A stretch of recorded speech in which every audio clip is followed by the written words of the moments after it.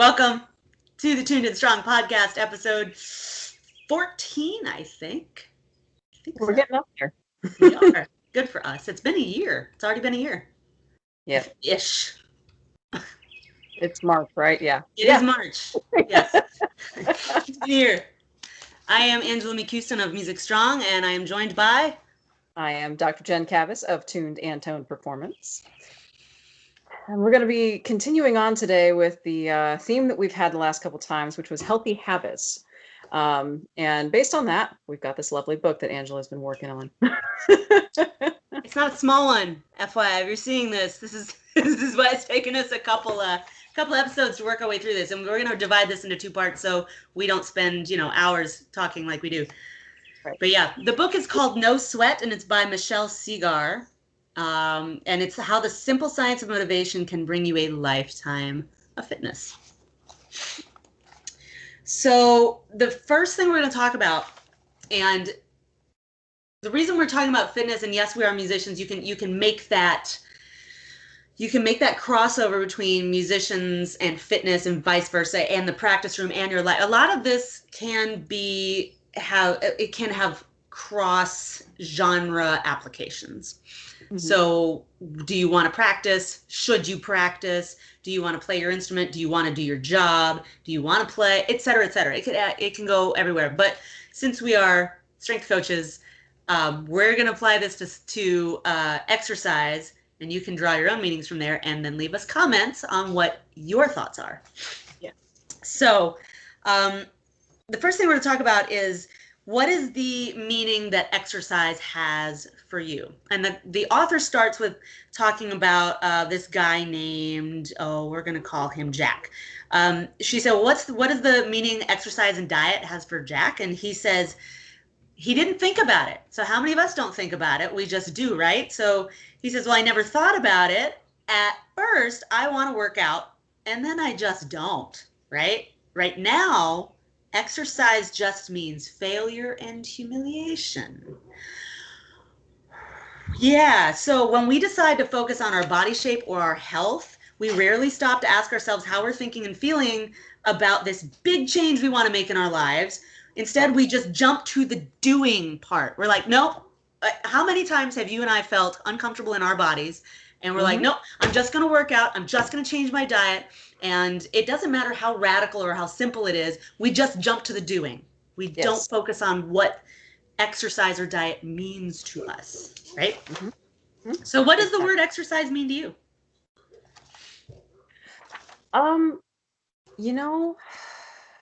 Right? I don't know that I like even that word anymore. Exercise? I don't like the word exercise.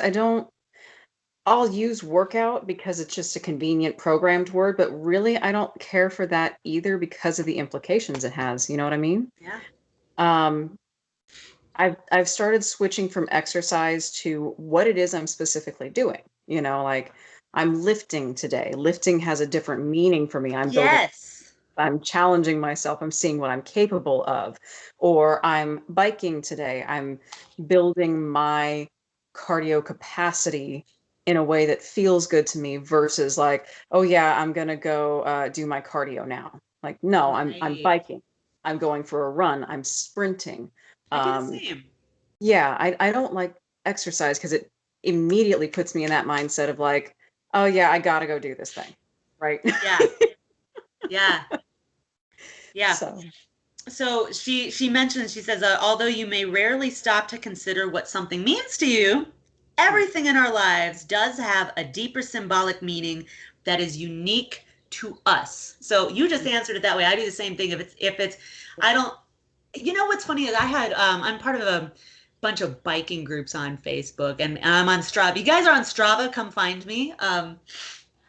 Let's cheer each other on. Strava is great for endurance athletes, which I'm not, but I like to record my bike rides. And somebody said, he's a guy that I went to church with back when I was a kid. The guy's like 70 and he broke his pelvis and then he went out and rode 60 miles. I mean, the man's a machine. I mean, once it healed, but I mean, he didn't just like ramp up. He's just an anomaly, right? And so I remember writing something because I'm dealing with all these injuries, and I've finally come to terms that while I have said I'm not an endurance athlete, but I'd like to try because of the challenge.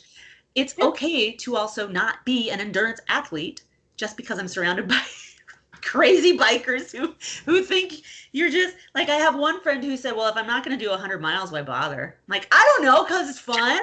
Just to ride and not suffer, you know? Which leads me to another book, by the way. If you guys are ever interested in the science of, this sounds terrible, the science of suffering, which that's not exactly accurate, but it kind of is. It's this book that was recommended by a personal training conference I went to with NASM. It's called Endure, and it's also the science of motivation, but suffering and what are our real limits. Yeah. And it's fascinating. It's like how people died or don't die doing exercise, you know, or like scaling, who can scale Kilimanjaro without oxygen and who can't, which is crazy, or with gear or not. It's fascinating, you know, like what are the true limits of human endurance? Anyway, that's a tangent, but the guy I was talking about, I was mentioning something about I had to get out and exercise. And he said, riding a bike should never be about exercise. You have to do it because you love it. And that just sticks with me. So every time I'm on the bike and I start to feel like, man, I got to get 30 minutes or I got to get at least 5 miles or whatever, Dwayne's words come back to me like, are you loving this? If you're not loving this, you don't have to do it, which is kind of the topic of what we're talking about, actually, which is wonderful. So, good segue. Yes. And actually, she's got, if you guys get this book, she's got these action things here, and I want to run through a couple of them real quick. So they're good questions to ask yourself. She calls them It's Your Move, which I think is catchy. When you think about your history with exercise, and I want to ask you about your history. So, you know, we continually get messages that influence our meanings, and she capitalizes meanings. You know, our role models, our parents, etc. Meaning, they consciously or unconsciously influence the meanings we hold. So she mentions, when you were growing up, what messages, verbal or nonverbal, did you get from your family, friends, and community about exercise? So, for example, who was physically active in your family? What were you told about the, quote, right way to exercise? This is a hairy thing to unpack. Yeah. Yeah. I know we've talked about a lot of sensitive stuff, but I actually feel like this is more sensitive than some of the other stuff that we've talked about. Like a lot of musicians don't want to talk about injuries. I have no problem with that. You don't have to answer. I mean, it was one of those that basically what was shown to me through repeated example, whether that was school or friends or family or the people around me, was that people generally fell into two categories: fit and not. And if you were fit, you just were naturally gifted, and that was just a thing that you were. Right. And if you're not, then you're just uncoordinated and not meant to do this stuff. And if you fell into this category, which according to PE tests, I did, not according to my life, but according to PE tests, I was over here. I was not fit either. You were supposed to just, well, I mean, again, this is my interpretation as a child, right? So It didn't matter that I was a fast runner, you know, when I was younger. It didn't matter that I played basketball. It didn't matter that I danced for hours. It didn't matter that I had more strength than I was aware of, because it was through mundane tasks. Aha. But because I was tested on stuff that I wasn't trained on, I was over here. And so, oh, you're going to be the chunky girl, and therefore you should exercise because you're not fit and you're going to be fat. Oh, that's deep. That's why I avoid the term exercise, because that immediately gets me into that mode. Not helpful. Not helpful. You know, I feel you, because like I wasn't a fat kid, but I wasn't a thin kid either, right? And I guess I was just average, whatever that means. But I didn't have a whole lot of body image issues as a kid, but I did see my mom struggling with diets from day one. You know, and that struck a nerve, a chord, or whatever. But like, exercising to me was getting on my bike and tearing around the neighborhood and running around and jump roping. And you remember, like, well, I had big wheels, but before my my rainbow, but I had a Rainbow Bright, I think, or strawberry shortcake with a banana seat and the fly, Yeah. it's a big deal when I got a 10-speed. Do you ever skip bow? Yes. I would do that for hours. Right. And all of that to me was under play and not exercise. So it did not do anything to contradict this category that I had felt I was placed into. Didn't matter. Didn't matter. But so couldn't do a pull-up. Couldn't do a push-up. So not fit. Couldn't do a 13-minute mile because I sprinted the first 100 yards. Right. Which, if you're trying to get a 13-minute mile, pro tip, do not sprint. Especially at the beginning. Don't sprint. Yep. That presidential fitness test for third graders, man, I was like, that's not fair. I can't climb a rope. I couldn't do any of that stuff. No, and I was never taught how to. I was just tested on it. Yep. That's how kids are.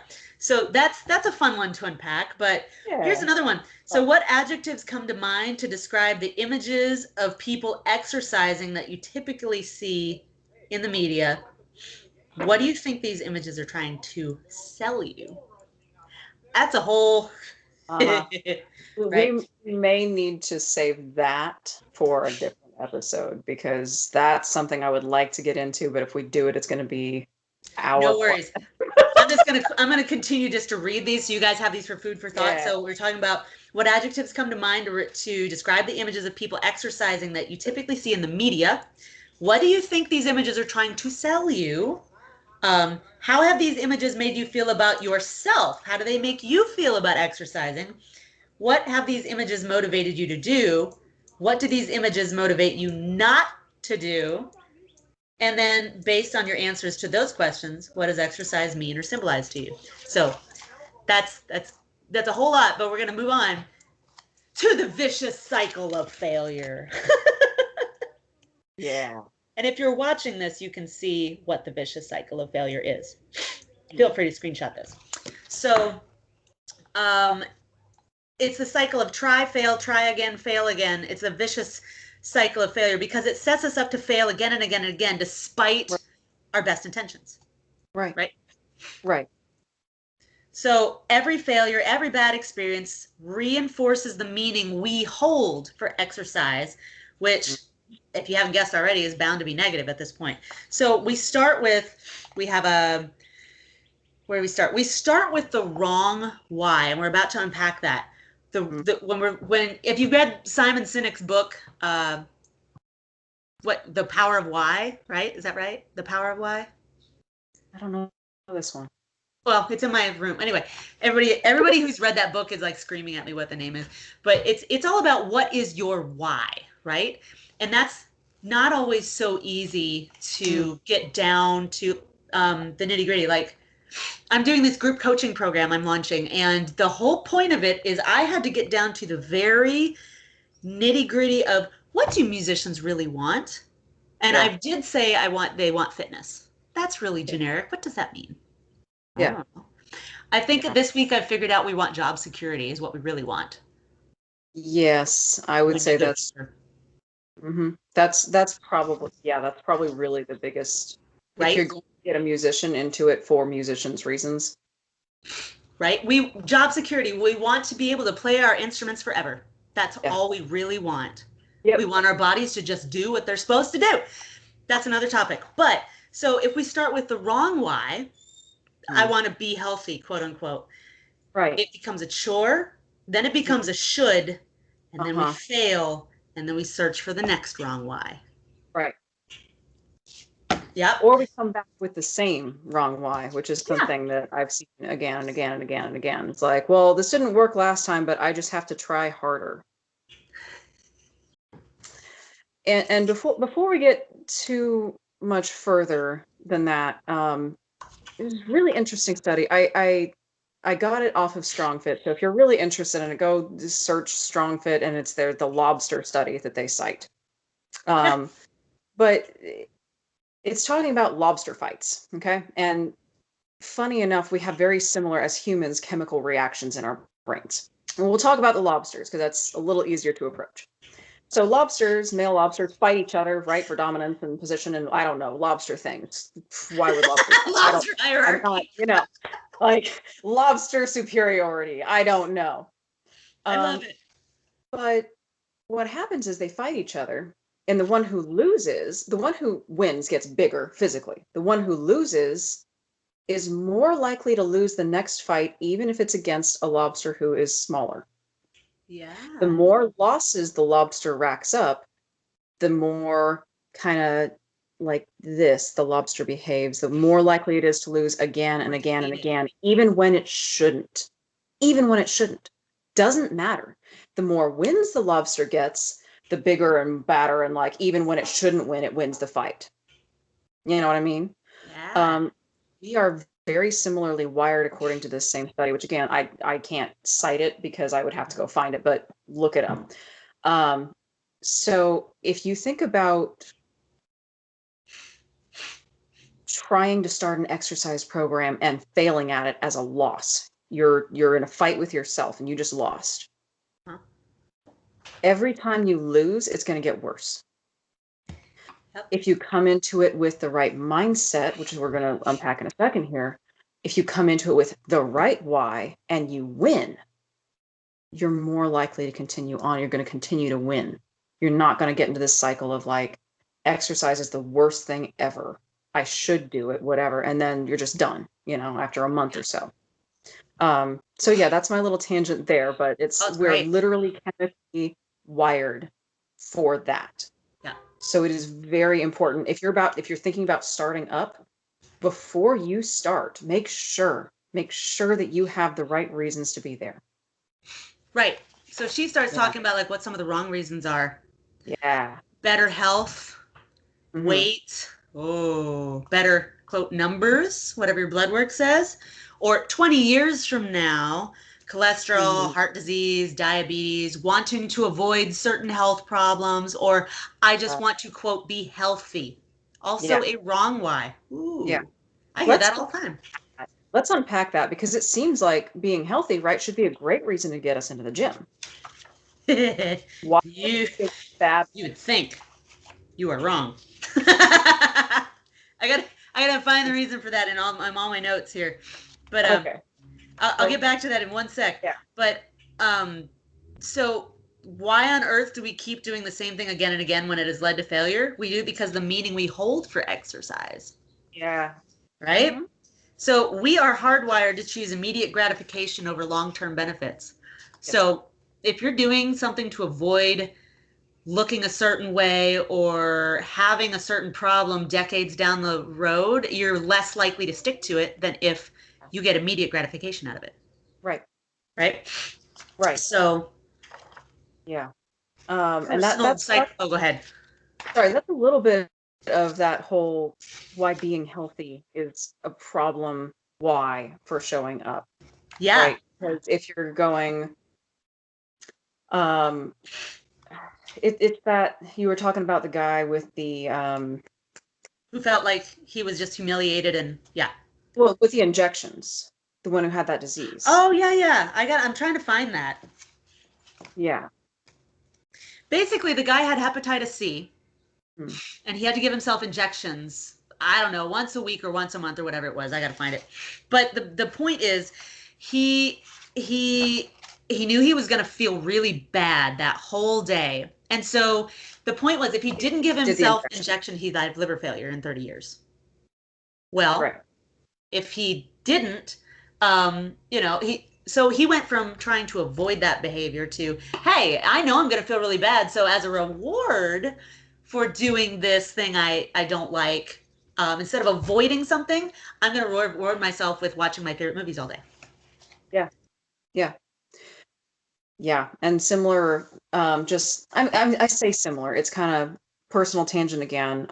When I started really, I really hate using the word exercising, lifting, working, the various things that I currently do. When I started because I finally got so bad I couldn't sleep. I couldn't sleep. I was in pain all the time. And working out and lifting made me feel better and sleep easier. That's like you'd think they're the same thing. Like I'm getting healthier, right? But I can tell you that if I am Mhm. If I am starting to have trouble, say I'm really, really busy and I'm letting my workout slip a little bit, Yeah. and I suddenly have trouble sleeping, or I suddenly have a harder time with my digestion, which is tied in with my lifting. Yep. Well, that's the but I'm gonna make it a priority to get back in the gym as soon as possible. You know? When there's that immediate feedback of like, no, no, I feel better when I do this, so it's worth showing up, you know? Yeah. Um, and then tying that into what we were talking about with finding the activity that fits your personality. Last time we were talking about that. So you want to tell me like, oh, you've got to go, bike for 3 hours in order to sleep, or I can Yep. go lift sandbags for 60 minutes. Like, I'm gonna go pick up the sandbags. I like that. It's fun. Right. It's fun. See, that's the point there. It's fun Yeah. for you. And that Right. gets to the root of this entire book, is that you have to find, and we'll get to it, but you have to find the activity you like to do. The one that rewards you, the one that lifts you up and gets you all excited and you're like, "Oh, dude, this is fun." It's Yeah. play. It's enjoyable. It's not a should, Right. right? Oh, I love playing with sandbags. I love playing with sandbags, and that's the word, play. I get to play with them. Play. You Yeah. know? Yeah. So your meaning is the root of your motivation. Mhm, So when mhm, you think about play, mhm. that sounds way more fun than I just want to be healthy, I want to lose weight, so I should Right, motivation for exercise. Yeah. right, right, and that ties back into what you had talked about before with the, uh, body shaping and weight loss mindset. Oh yeah, yeah. Yeah, So I gotta find this. This might be all out of order. I don't know. So right. um, yes, and that has to do with how you. So there was a study that she did that basically said what do people when they're exercising, what do they, and I Mhm, can't find it, of course, what do they think about it, right? And so she defined these people into two different categories: body shapers and mm, non-body shapers. And you know if you're a body shaper or not because you're like, why do I go to the gym? How I look, yeah, versus, hey, this is fun. I like being outside. I enjoy this. This is such a nice day. Versus, yeah, I hope I can keep this up. I'm glad I made it through. yeah, That's not an enjoyable activity for you, is it? right. It has to do with activity, and I'm going to say activity instead of exercise. Mm, Activity being a gift instead of a chore, yes, right? absolutely, absolutely, and pro tip, if you are doing an activity and it is a chore, you are probably not doing a good activity for you. Oh, yes, absolutely. Absolutely. Yeah. And But yeah. yeah, yeah. So we are skipping around an awful lot, but Sorry. like one of the, I mean, there's just so much in this book. I really recommend you read it because, and I read it on Audible first, where I got it from the library. Do you guys forget we have a library? You can Right. still get books for free from the library, and they're audiobooks. So, and then I got this and I had to go reread the whole thing. But there was another study that had to do with M&Ms, and it's not the marshmallow exercise, like the marshmallow study you've heard of, like the kids who are told, if you can eat the marshmallow now, or you can eat the marshmallow later, and if you eat the marshmallow later, you get a second marshmallow. So they tracked these kids for like 30 years or 20 years. And the kids who ate the marshmallow immediately had very different lives. That they were very similar lives, but very different lives from the kids who were able to delay gratification.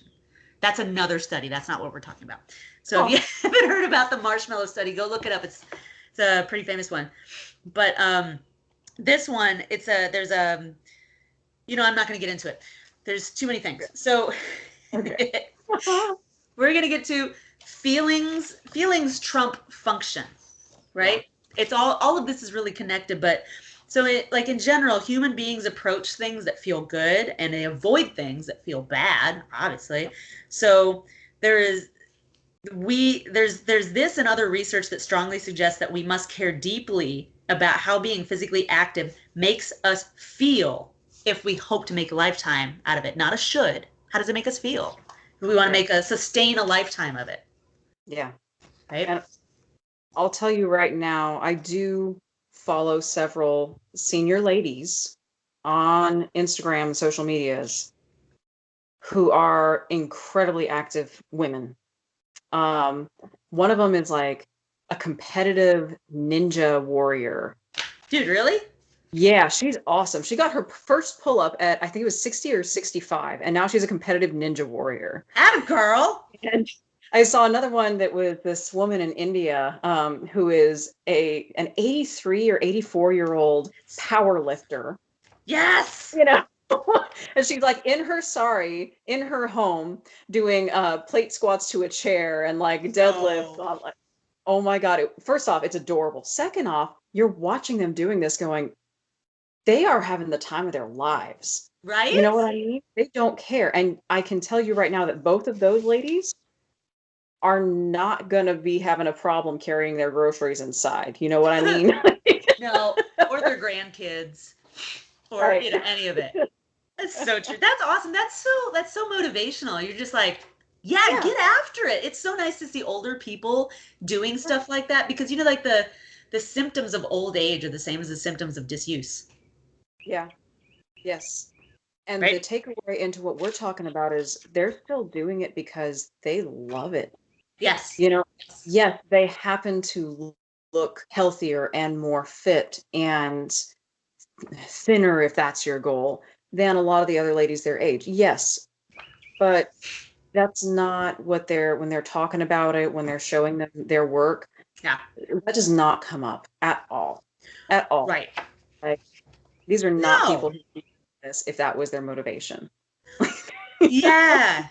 And this goes into something we'll talk about a little later, but like autonomy, you have the choice of how you want to move. And so actually research shows that when you choose to make a movement a regular part of your life for personally compelling reasons, not shoulds, not wrong with, personally compelling reasons, and choose to move in ways that feel good to you, you're more likely to stick with exercise and to maintain weight loss. So if you're going to the gym or you are doing an intense workout, and there's, by the way, there's intense workout differences between the sexes. If you didn't know, there's guys tend to enjoy it more and women tend to enjoy it less. That's not, saying that everybody, but it's actually a tendency that they studied, which I thought was interesting. I don't know, that explains why guys like BJJ more than girls, I guess. But you have there's another story in this book about this guy who specifically hired a personal trainer who was like a drill sergeant because he knew that trainer would make him do things he didn't want to do and force him to do it. And he hated every second of it. And the author's like, he's like, I dread it. I don't want to go. I hate it. He sucks. Whatever. Like, didn't you hire him exactly for that reason? He said, yeah. And so she said, well, look, what do you hate about it? She's like, well, he makes me run hill sprints or whatever, and I dread them. And she goes, well, why don't you choose to do it differently? He goes, well, then it doesn't count. It's not as intense. It's not as, and that refers to a previous episode we just did. But she said, no, you have autonomy. You have choice. Yes, he's telling you, maybe you can choose to run a little differently. Maybe you can choose to run and walk. Maybe you can see the hill as a personal challenge that you take ownership of. And so he basically did that. And he decided that, maybe, what's my time? Oh, can I beat my time? And that became his thing. Yes. And that right there, that is how simple this mindset thing is, right? Mm-hmm. That is exactly how simple this is. Can you take what you're doing and either find a way to love it or find something you love, and either way, make it something you can play with? I mean, for real, I don't know that the average, okay, not that I don't know. I know for a fact that most people who look at my workouts are like, she's insane. You did that yoke the other day. That's awesome. Oh my God. I love what I do. So fun. Though. I love it. Because every day I go, okay, last week I got the 200-pound, or this was a couple weeks ago, I got the 200-pound sandbag off the floor and it was janky, but I got it and I used my butt to do it, not my back. Awesome. Woo! This week I want to get it more quickly and without it sliding down my pants. And, the time after that, it's like, okay, now this week I want to not drop it. I love it. I love it. But that's my mindset with it is like, I have wanted that 200-pound sandbag for a long time, you know? Yeah. I love it. I love it. You're like, hey, let's work on your back squat and go for weight. I'm like, I'm out. Bye. Nope, no thanks. No. I hate squats.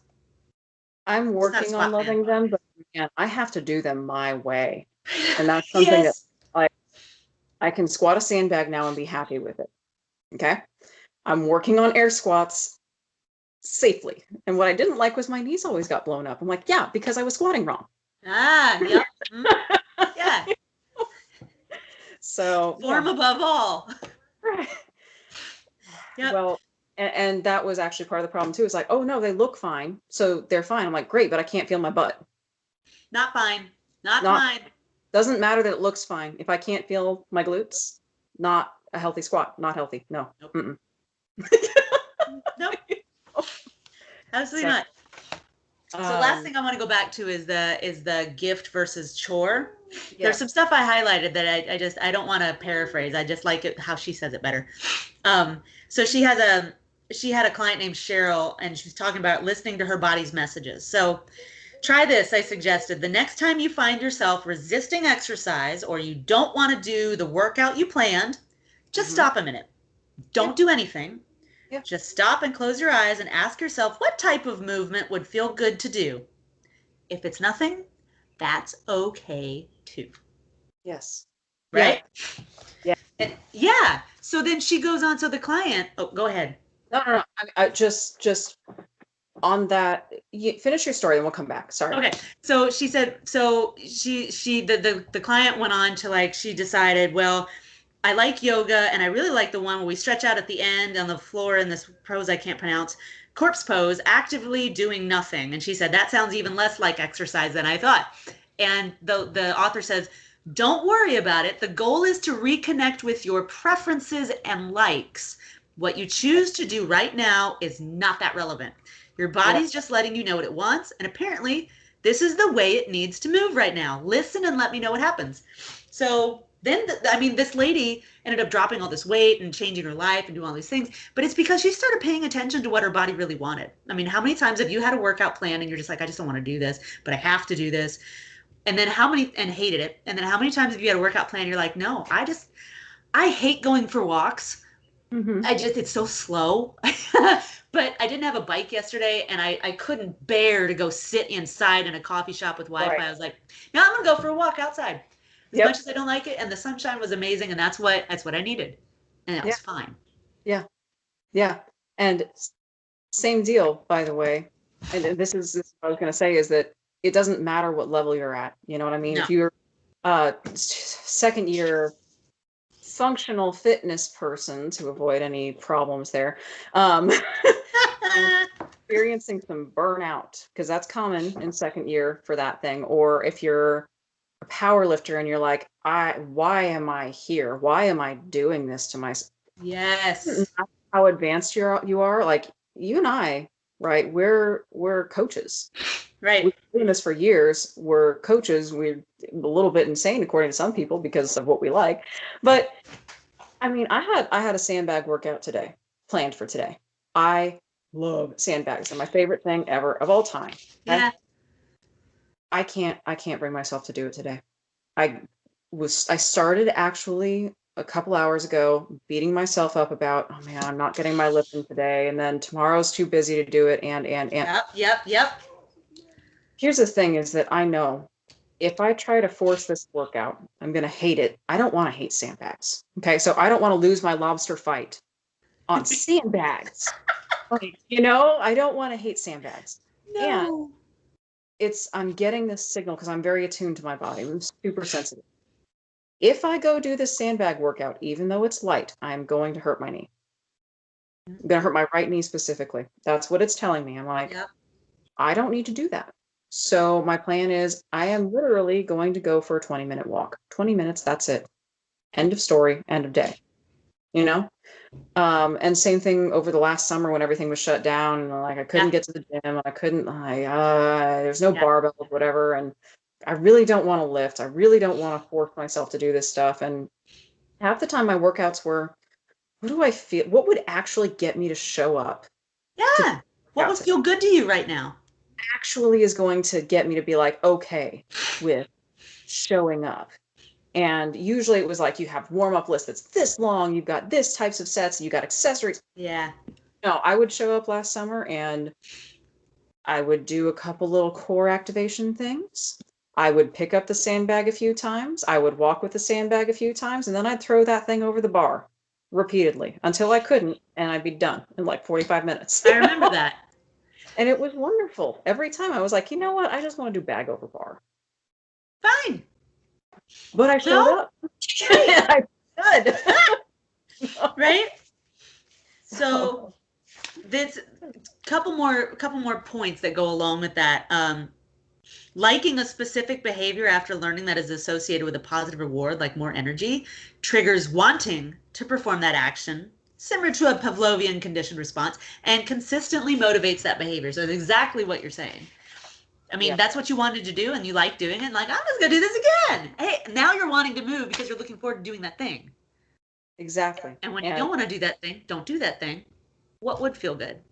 Right? So she mentions like once you start to discover activities that work and feel good, give them to yourself as gifts. Yes. I love that thought, right? Yeah. It's such a nice way of saying things. So she's got this list, which I really think it's good. Like, how do I even know? Because how many times have we done stuff we hate to do, and then we have just lost the awareness. We've lost that connection. We have no idea what would feel good. We haven't done anything we've liked in a while, right? Or we think it doesn't count because it's not really quote exercise. It's not really enough of a strenuous activity to count. But this is about movement. This is about maintaining movement over your life, right? Like, should my walk count? I've had trainers argue like locomotion is not activity or is not exercise. And I'm like, look, I'm going for a 20-minute walk tonight. It counts. Yeah. Yeah, and that's fine. You know, like I went on a bike ride today and I ended up starting later than I wanted. I had a flat tire and then it was blah, blah, blah. And then I was like, crap, I only have an hour. Crap, I only have 40 minutes. And I had planned to ride today all week because I'd been watching the weather. And then I barely had any time. I'm like, I don't care. I'm still going to go. And I went and I did enough. And I'm like, this is good to get into it. Would I have ordinarily wanted to push myself to 2 hours? Yeah. Would I have liked it? Yeah. Right. Because it was a should. Because I have a friend who says, well, if I get all kitted up and if I don't go 30 miles, was it even worth it? And I have to get that out of my head because that's her thought. My thought is, shoot, I went for 30 minutes and it felt great. And yeah, it took me 30 minutes to put all this gear on and the bike in the car and whatever. And I don't care because I still got to do it and I liked it. Yeah. 30 miles is an arbitrary friggin' number anyway. Yeah. Whatever. So she talks about like how to develop the awareness of how you really feel versus how you think you should feel, and learning to act on that genuine feeling in the moment puts you in charge of decisions that you've probably been making out of habit for years. So she's got this quick list of things that you can ask yourself if you don't know. If you have the book, it's on page 109. Stuff like, when I envision myself in an enjoyable physical activity I see myself doing, you would say sandbags, right? Oh, yeah. Right? Sandbags, deadlifts, like any day of the week. Deadlifts, I know, right? Biking and deadlifts, those are my favorite. Or anything. I love lifting, but I have to be in the mood. I'm not, it's a back and forth. It's funny. If I could choose to do any physical activity, I would choose. Would it be the same thing? I don't know. For me, yeah. Yeah. Right, and that's fine. So, like, I'm at my best when I get the following experiences from physical activity. And then worst. Like, what are the things that you experience that are good and bad out of that? And as a result of being active every day, I want to feel/experience the following things. So that's how you kind of develop that awareness that you didn't have before. And you start cluing in to what you really want to do. And that's the whole reason why we move. Who cares? Who said you should move? Your doctor? Some what is it, like public service announcement by the government? Your parents? How old are you? Right? But it's stuck. It's stuck. It's those messages that we've been receiving for so long that has tainted our why. And here's the thing about the healthy thing I couldn't find. To be healthy tends to be a wrong why for many people because it's too abstract. It doesn't provide the immediate feedback we need to keep striving toward it because people are more motivated by immediate results than future rewards. Yes. What are the immediate results you want? On a day-to-day basis, which is the why I show up, I do something every single day. It didn't start like that. I do something every single day because I like sleeping well. I really do. You know, I like being able to eat my food and digest it. That's fun. Yeah. And, so when you have that, like, I'm going to do something that I enjoy for 20 minutes to 90 minutes, somewhere in that range. Yeah. And then I get to sleep. I get to sleep good. And I'm going to eat my dinner and not feel like crap afterwards. Yeah. I and the love dinner sleep you get from being exhausted. Oh my God. Yeah. Yeah. And I mean, it's not even like there's two types of exhausted, right? There's the I had to exhausted. That's not a fun exhausted. Then there's the I showed up and put myself out there, full throttle, everything on the line. Let's go. Let's do this thing. Like excitement, excited little kid thing. Exhausted. The second one's fun. Yeah. You can even think about it this way. Going to an amusement park, that'll wear you out. Yeah. How much did you walk? How much did you do? How much? You probably didn't even eat that much. Maybe you did. Right. But you're moving all day. What about when you went to the vacation and took a walk on the beach? Or you went hiking. When you go for a walk on the beach, you can walk for miles and you don't realize how hard it is to walk in the sand. You're wiped out and you sleep like a baby. Oh yeah. Yeah. That's exactly what I'm talking about. Versus, oh, I just pulled a 60-hour week. Yes. And when I came home, I had to take care of a sick family member. That's not the fun kind of No. So, no. And I'd like to, unless you've got anything else you want to add, I'd like to tie this in a little bit to some things for musicians. Sure. Okay, so just to tie it in two different ways. Number one, to practice, right? All of these same little questions that we're asking about showing up for physical activity. If you don't have an answer for why you're showing up to practice, if you don't have a good, like, I feel good about this practice session, it might be something to consider. Right. Might be something to consider. Why are you showing up to do your long tones? Why are you playing this piece? If it's a piece that you were assigned that you hate, can you find a way to make it fun? What if it's not practice? What if Mhm. it's your job? That too. Ooh. And that could be an orchestra job. Not that I want to say anything against that, but when we're back in the swing of things and it's a lot, yeah. the question is why? Mm-hmm.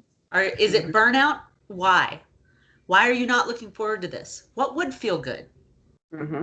And that's a good way to be an advocate for, proper rehearsal schedules and stuff like that. So when we stop just doing what we should as good orchestral musicians or whatever, or on tour, maybe you're a rock musician, maybe you're a country artist, maybe you're in a band, maybe you play on Broadway or Beale Street or wherever you are, right? Yeah.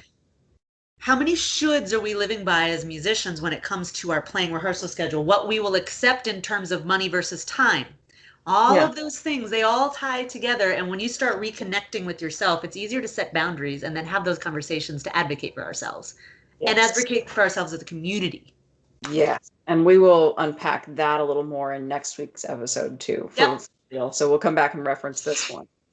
And the last thing I want to tie in too is that long-term versus immediate thing when it comes to musicians. We're gonna do this specifically with physical activity, fitness, strength, that sort of thing. I actually had a consult today that I did with a couple of younger musicians, and they're both, starting to the physical taxation of playing an instrument is starting to get to them, starting to manifest as pain. And I was asked how long it was going to take, and if it's the kind of thing where eventually we can just get to do this set of exercises and just do it forever, or do it for a couple months, or do it for a couple years and you're good. Yeah.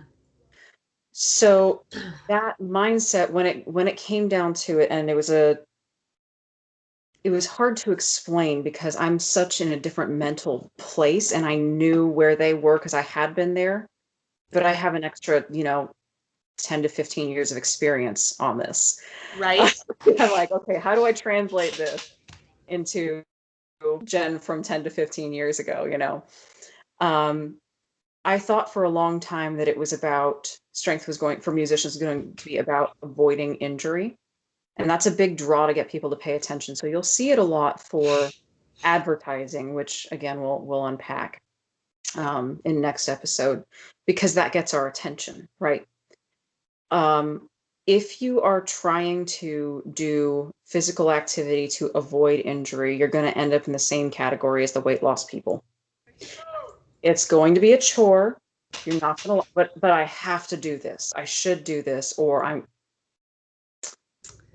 what keeps me coming back from a musician standpoint. So I didn't like upper body work. I'm just now really starting to like it. Okay. And I think it's because I know it's because my upper body was so hurt. Um, I started really, really working on my lats in conjunction with my abs. So the lats, the big back muscles, very large support muscles, your wings. And once they started getting stronger, I had a practice session where I was like, you know what? This feels different today. I literally stopped in the middle of my warm-ups, got my phone out and put it next to me because I know how I used to look from the side when I was playing. Yeah. And I recorded about 20 minutes of myself playing to see my position, to see how I changed as I was just, I got through my warm-ups. I started working on this concerto. I felt better at the end of it. My back didn't hurt. And I looked at the video and I'm like, I am so much more upright. And I know it's because I felt my lats. And not like I'm contracting them or gripping them, but just like they were just present. Yeah. They were doing what they needed to do passively for me to be more upright. And my sound, my tone got better and I was less hurt. Like, so doing this work, I get a 5%, let's say, just arbitrary number, 5% increase in my performance, in my musical performance. If I can get a 5% increase, what would a 10% be like? What would the next 5% after that be like? You know what I mean? That keeps you coming back. The idea of getting better at performing by doing something else that you like. Yes. That's what you and I think are after for musicians. Absolutely. Yeah. Absolutely. Yeah. I mean, there is honestly, there's definitely some insurance, like insuring your body. Injury avoidance or prevention is definitely some insurance that, but there's different ways, like he said, when the trainer, he hired him to do a certain thing. And I joke with my clients, like, yeah, that's why you're hiring me, because you hire me because I make you do things you don't want to do. And then, and then I joke and I'm like, yeah, I yell at you, you sweat, you swear at me, you complain, and then you pay me. And then I'll say, okay, I'll see you next week. That's not exactly how it goes at all. I don't yell and they don't swear usually. But it's just kind of funny. But, the thing is when I have clients who come to me and they're like, I don't like exercise. I don't like the gym, but I'm here because I need to be and I know how I feel afterwards. And then they start taking ownership of, okay, so they're like, I don't like this exercise. Like, what do you like? Actually, I like this. Well, let's see if I can do that. And then they make it their own and it has meaning to them. That's when the exercise and the activity, it's autonomy, right? Yeah. That's where it holds that personal meaning for you. And that's why they keep coming. Like, I've had clients who have been with me for 6 years and they tell me, I hate you, I'm done with you, I'll see you next week. Like, what? No lie, that's what she said. I'm like, you really need to stop that. That hurts my feelings. No. I got up at 5 a.m. for you. Like, come on. She's just salty and funny like that. But they just made it their own, and you have to find that way. It doesn't mean that you can, when it says find ways of moving that feel good to you, even if there's certain things that you need to do to prevent injury and they're not your favorites, you can still take ownership over them in a way that does feel good to you. Mm-hmm. There's always a way to make it work. you ask me to do like, again, back to that upper body. Yeah. If you ask me to do push-ups, which a couple people did, or inverted rows, so you're hanging on a bar with your feet on the ground and rowing up. That's for people who are not gym folks. I hated it. I hated it every time. I always felt weak. I couldn't stand it. But you give me things that are very similar, right? So banded rows, Yeah. cable rows with different hand position instead of that, like, oh, we're going to learn to do a pull-up. Yeah. Pull-ups are a bad word for me. Like pull-ups are emotional scarring for me because I couldn't do one and I failed my fitness test. I've never been able to do super one. nerd, and like super nerds don't like to fail any tests.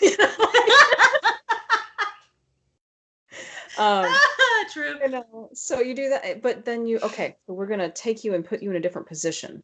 We're gonna give you a rope to pull a sled or a weight on. Well, it doesn't feel like you're trying to climb a rope, but you're getting the same activation.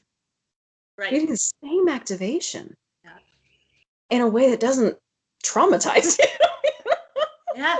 I'm constantly asking my clients, how's that feel? Is that all right? You like that? Do you not like that? And they're like, I don't like this one. I'm like, cool. So there's some exercises we just don't do. There's a different exercise that will work just as well.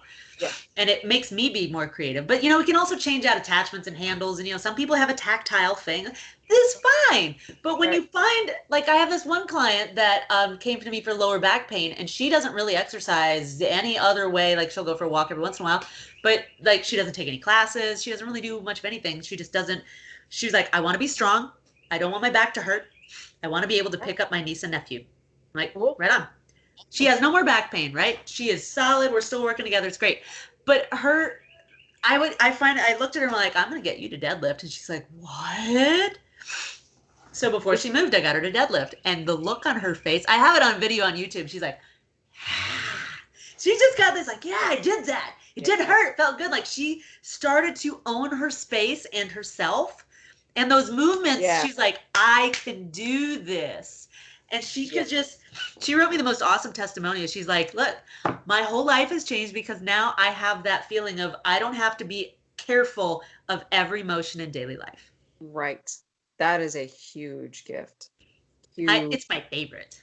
Huge. And when you translate that to musicians and they're like, look, I don't have to be afraid to pick up my instrument and play anymore. I don't have to worry, can I make it through a 4-hour set or an all-day recording session or a whatever? They just know that they're going to. Right. Or am I so inflamed that I have to be on painkillers and I better wear my wrist brace? But I have to figure out how to coordinate. Wrist braces are a problem, by the way. We won't leave that alone. But when you start going, I have to figure out how to game, when to show up so that I can wear my wrist brace long enough and take it off without anybody seeing it. Yeah. Right. That was me, by the way. That was me. Which is part of why I'm so against wrist braces. But we'll leave that alone. Yeah. Anyway, chore to gift. Take autonomy. And I want to know what your wrong whys are. Drop comments wherever you are or send us emails. We'll drop all our information. I want to know what your wrong whys are. And have you found a right why? What is, when you listen to your body, what's an exercise or an activity that you felt like you should do, and then when you listen to your body, you realized you'd rather do something else? What was that something else? Mm-hmm. I would love to see a whole page of comments where people go, oh my gosh, me too, right? You're not alone in this. We all go through that. And it doesn't mean like just because you didn't want to do a certain exercise doesn't mean you didn't want to do it, forever. It's just that day. That's fine. Or maybe it is forever. I don't know. But I mean, I never want to get on a treadmill again, just saying. Sometimes I wish I could run and then I'm like, no, not really. I've never liked it. As long as I can sprint, I'm okay. Yeah. Running, I don't care. That's fair. If I never get on elliptical again, I'll be happy. For real, guys, drop us your comments. It sounds like we're about ready to wrap up. So let's do some quick plugs. Then we'll talk about maybe next week. So yeah, you go ahead. Go first. All right. Again, I am Dr. Jen Cabas. You can find me online at tunedandtonedperformance.com. That's tuned with a D and toned with a D. Instagram and Facebook at Tuned and Toned Performance. YouTube, just type in Tuned and Toned Performance in the search bar. I come right up. We are now live on Anchor. Yeah, we are. So if you've got Spotify, if you've got Apple Podcasts, if you've got Google podcasts, we should be live on all of those. We've got 2 episodes up right now. We're playing catch up to our YouTube channel. So keep an eye out for those. Those are going to start dropping every other week. On Tuesdays. Yeah, on Tuesdays. Yeah, if you are in Tallahassee, come, check me out. We'll do a session. I coach out of Big Bend Strength and Conditioning. You can reach out to me through any of the socials that I just mentioned or my website. We can do a consult for free. I offer one-on-ones, group coaching, semi-private. So if you've got a friend with similar issues and you guys want to do a session together, hit me up. And we've got, full group classes. Yeah. Right on.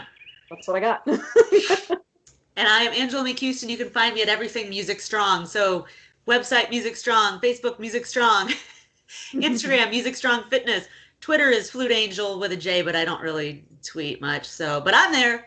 YouTube is Music Strong Fitness. So, I mean, it's all the same. You can email me at angela@musicstrong.com, and I am doing a whole bunch of things. I mentioned this group coaching program that is launching this month. I would love to have you join, but we should probably set up a call just to make sure it's the right thing for you. It's not for everybody. It is not. Yeah. But it is right for the people who want to empower themselves to understand. I think we have way too much stuff and we don't know what to do with the stuff. So this program is going to teach you what to do with the stuff, how to take care of your body, how to understand how to get job security, and the 3 core problems that hold musicians back from getting it, and then what to do about it. I'm going to handhold you through it. I'll lead you through it. You're going to learn the things in a group setting. It's going to be fun. I also have the COVID Comeback Challenge, which is not really a challenge. It's just a 6 or a 12-week workout. And if you join the 12-week workout, you get a free Hypervolt massage gun. Who doesn't want one of those? But if you are ready, those workouts are, they're all online. You just join, and then you join the community. You get weekly coaching calls. You get a couple of one-on-ones with me, actually. I write the program for you. You get instrument-specific workouts and workouts that are designed to get you back to the playing level that you were, or even better, a year ago before COVID hit, so you can play longer and stronger and be fit for the stage. I've also got instrument-specific workouts you can download, and I think that's everything. Oh no, if you are in Nashville, I do one-on-one personal training as well. I would love to have you come join me. I'm at Next Level Fitness, 1917 Church Street, across from St. Thomas Midtown Hospital. That's in Midtown Nashville. And I give everybody free movement assessments. So I'm 5 minutes off Music Row. If you're like in town or whatever, just like go to my website, click book, or, email me, whatever, and be like, hey, Instagram me. Can I get a movement assessment? Can I check out your gym? Heck yeah, come on by. That's it. It's everything, I think. I think so. Right. Thank you guys for joining us. Actually, we're both available online for coaching as well. So if you are non-local for either of us, hit us up anyway. We are happy to work with you. Yep. All right, guys. Thanks again for tuning in. Tune in next time. We're going to be following up on this I think the topic will be something like sustainability. So big, important one. Permission And sustainability. Permission of self-care, and what sustains us, we sustain. Yeah. All right, everyone. See you next time.